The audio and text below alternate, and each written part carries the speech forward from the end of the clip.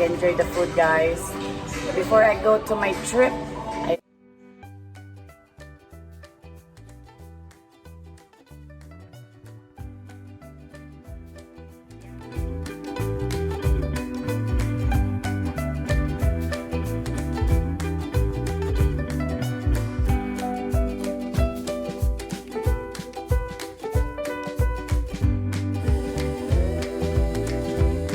we're done.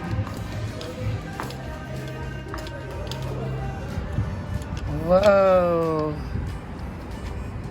It's a beautiful day. So ayan guys, we eat there again and I still love it. The food is still delicious. So have a good day guys. Guys, I'll see you on my next vlog guys. I'm gonna be in Florida, so I'll see you in Florida. Thank you for watching. This is Ate Grace and have a good day. Bye.